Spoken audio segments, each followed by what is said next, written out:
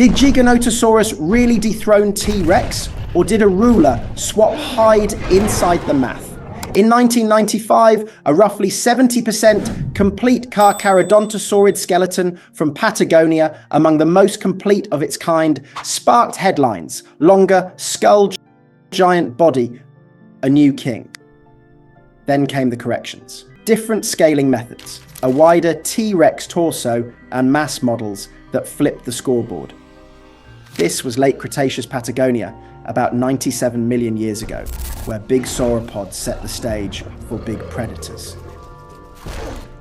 Stay with me as we unpack how one specimen drove two opposite stories and why length, mass, and a single dentary could all pull the crown in different directions. Which brings us to the moment when a contender first took the crown and the caveat, 1995's giant takes the stage. The headlines came first, but the asterisks mattered. One skeleton from Patagonia, catalogued as MUCPV CH1, stepped into the spotlight after Ruben Carolini discovered the fossil in 1993, leading to excavation and a formal description by Coria and Salgado in 1995. Reporters leaned on the simplest claim, bigger than the northern icon. The fine print moved more slowly. You had a specimen that was about 70% complete, with much of the vertebral column, the pelvis, both femora and the left leg, but with gaps in the skull and other regions. Early numbers suggested a skull in the 5 to 5.9 foot range, which sounded decisive on paper. Then you look at how those numbers were built and the crown starts to wobble. Size had to be reconstructed, not just measured. Researchers filled in missing bones by comparing MUCPV CH1 to close relatives in the Carcharodontosaurid family. They stretched known parts to match expected proportions and ran linear upscaling to arrive at whole animal figures. That pipeline produced a headline-friendly combo around 39 to 51 feet in length, with early mass estimates clustered between 6 and 8 tons. Later, work widened the spread. Depending on the methodology, published figures range from as low as about 4.2 tons to as high as roughly 13.8 tons, with volumetric approaches like Hartmann's 2013 reconstruction, placing the holotype near 6.8 tons. It reads clean on a news chyron, but every step rests on choices about what reference taxon you pick, how you map a long, low skull onto a body with incomplete ribs and girdles, and which scaling equation you trust when you turn bone into body. The media moment built fast. A formal description in a top journal museum announcements and a wave of articles built a tidy story. The southern giant had dethroned the northern one. People loved the matchup, but the numbers were never as simple as the slogans. Scaling from skull length is risky because skulls do not scale perfectly with body mass across large theropods. A longer cranium on a lower, more gracile head profile can stretch the tape measure without adding the same proportion of muscle and torso depth that drives mass. Context made the claim feel reasonable. The bones came from the Candeleros Formation, deposited in the early Cenomanian, roughly 99.6 to 97 million years ago, and characterized by coarse to medium-grained sandstones laid down in fluvial systems with Aeolian influences plus paleosols, siltstones, and claystones marking occasional swamp conditions. In a place where long-necked herbivores were common, a very large predator fits the ecological bill. That being said, length is not mass. Body shape dictates weight, and a long animal with a low skull does not automatically outweigh a shorter predator with a deeper chest, heavier neck muscles, and reinforced cranial architecture. Even as MUCPV CH1 anchored the narrative, a wrinkle appeared. A larger dentary attributed to a potentially bigger individual hinted that the animal might extend beyond the original numbers. It also expanded the uncertainty. Jaws can anchor estimates, but they rely on geometric similarity and proportional consistency that may not hold across growth stages or individuals. The excitement was real and the caveats were too, so the earlier claim rested on careful work with assumption-heavy steps. The crown went on, but loosely, and the next piece of evidence would make that fit even trickier. Which is where a single bone complicates the picture. One jaw, two stories. The dentary that upsized the legend. One jaw can tilt a scoreboard, but it can also blur it. After MUCPV CR1, put Giganotosaurus on the map. A larger left dentary. MUCPV 95 entered the conversation. Collected by Jorge Calvo near Lake Ezequiel Ramos Mexa in 1987, briefly noted in 1989 and only in 1998 properly identified and assigned to Giganotosaurus by Calvo and Coria. It represents the first known fossil of the genus chronologically, even though the holotype was not discovered until 1993. Found near Los Candeleros in the same broader region, this partial dentary measured about 8% bigger than the holotype's counterpart, about 24.4 inches in length. Because jaws are often present and carry clear landmarks, researchers like to use them as anchors. You can line up tooth positions, match the curve, and project a skull length from a single bar of bone. In this case, that exercise stretched the skull projection well beyond the holotype's 5.0 feet, with extrapolations pushing the larger individual toward a 6.4 foot skull. On paper, that threatened to set a record for theropod head length and fed the idea of a truly outsized predator. Here's the catch you do not see on a museum label. Scaling from one jaw assumes the rest of the body grew in step. That's geometric similarity. It sounds tidy, but animals rarely cooperate with tidy. Growth is uneven. That is ontogeny at work. A teenager in dinosaur terms can bulk up its head and not its torso or add leg bone before deepening the rib cage. Within a population, individuals also vary. A thick, set jaw in one animal does not guarantee a proportional hip, girdle, neck, or tail. So a bigger dentary can belong to a longer skull, yet still sit on a body that does not expand in mass the same way. Methods pull the numbers in different directions. If you take the dentary and run linear scaling, every dimension grows at the same percentage and mass balloons because volume follows the cube of length. If you instead build a volumetric model from a composite skeleton stack of vertebrae set, rib arcs, wrap digital flesh around the frame, you can constrain mass with torso width, chest depth, and muscle blocks.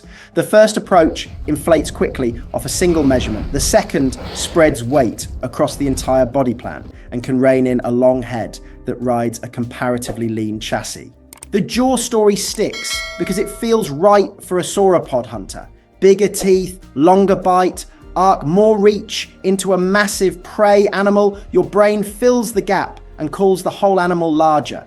But that pull can lead you to cherry pick the largest element instead of the most representative one. One oversized jaw can set a record on paper, while the rest of the skeleton, if we had it, would drag the estimate back down. Headlines reward the maximum, not the median. Not everyone buys the leap from jaw to giant. Skeptical readings treat MUCPV 95 as a signal that a big individual existed, not proof of a uniformly scaled behemoth. They want broader skeletal corroboration, more cranial pieces, ribs, limb bones that match the jaw's scale. Until that mesh arrives, the larger dentary keeps the legend alive while magnifying the uncertainty, and it sets up the next question cleanly. When length stretches ahead, does mass still win the day? So let us put the headline metric aside and test what actually loads the scale, length versus mass, when wider wins. What if the heaviest land predator did not need the longest skull? That's the pivot. Giganotosaurus can edge ahead in head length, but when you stack torsos, T-Rex often comes out heavier because mass hides in width and depth, not just in reach. Linear dimensions give you a big number fast. Volume tells you what the animal actually had to carry.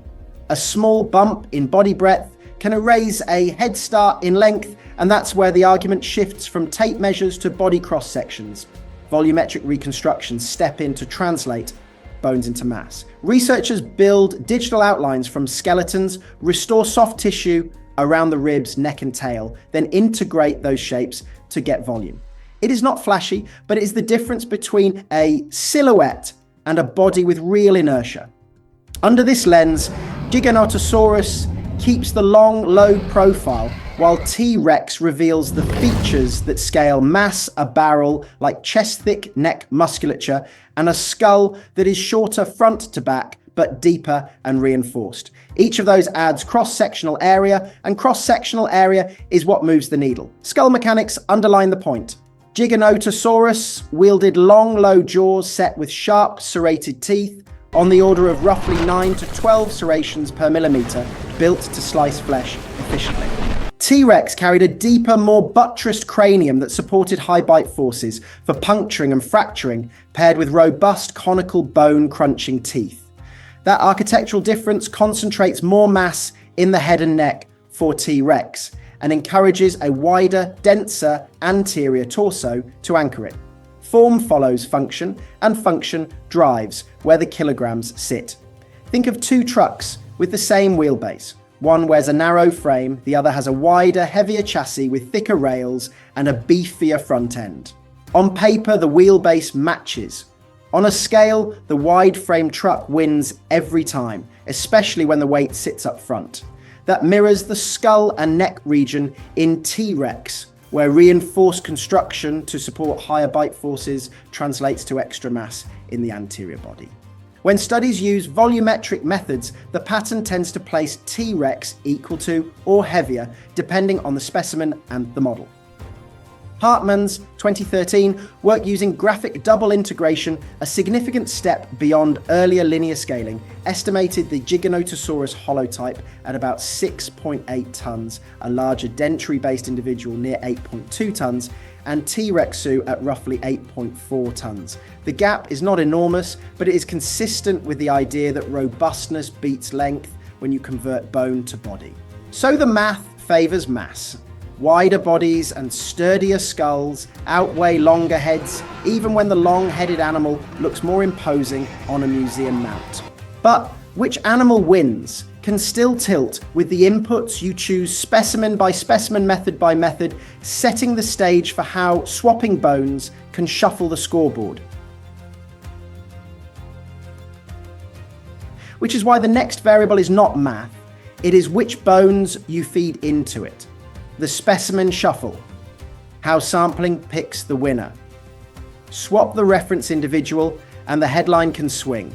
Both lineages are mosaics of individuals, some nearly complete, others stitched from scattered elements, and the benchmark you pick decides the comparison. If you anchor on the Giganotosaurus holotype MUCPVC1, you get a long, low predator reconstructed from roughly 70% of the skeleton.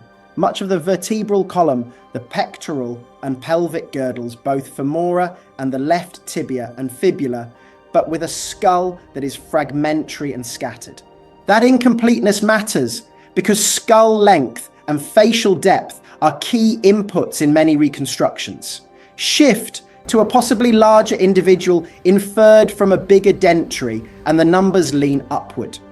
On the Tyrannosaurus side, choose Sue or Scotty, and robustness drives models toward higher masses. None of these choices are wrong, they just privilege different signals in the data.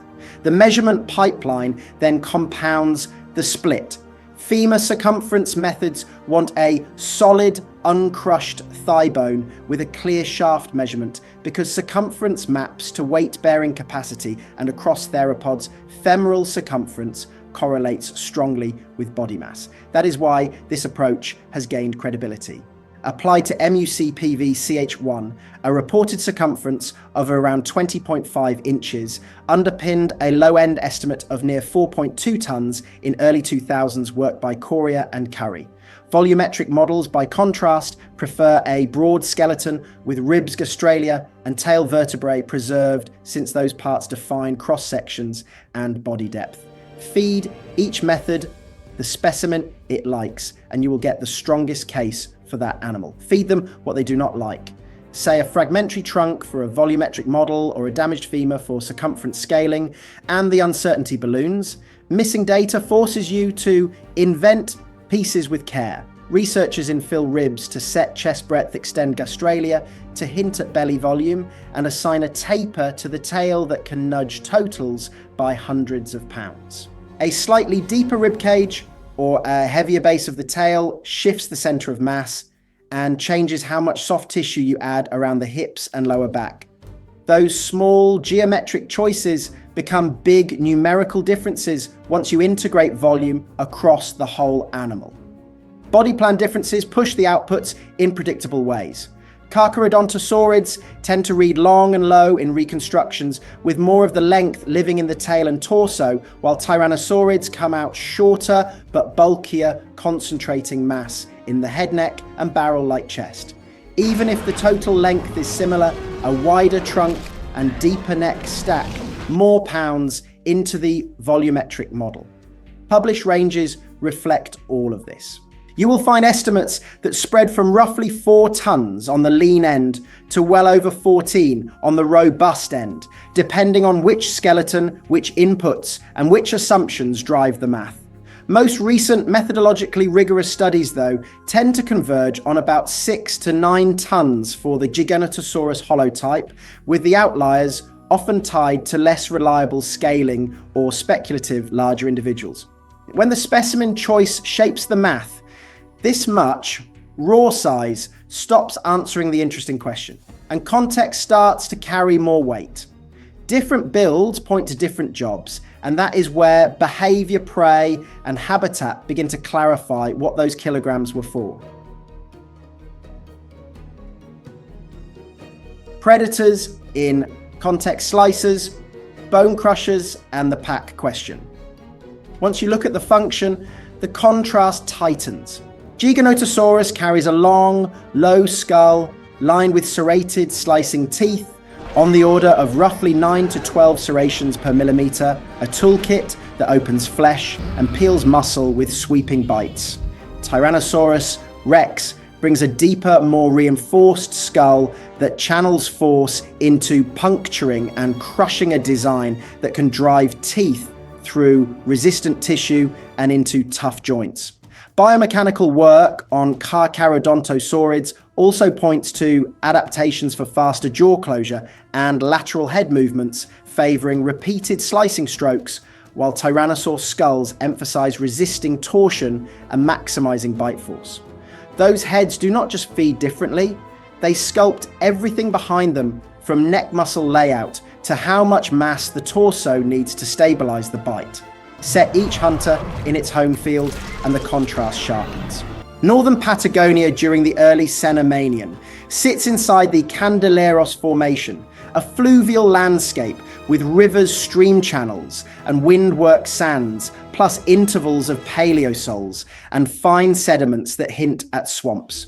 That mix produced a varied habitat, and crucially, it supported abundant sauropods, titanosaurians, like Andysaurus and rare Brachiosaurids, such as Limaesaurus and Noxospondylus, alongside other theropods, including the Abelosaurid, Equixinetosaurus, and smaller predators.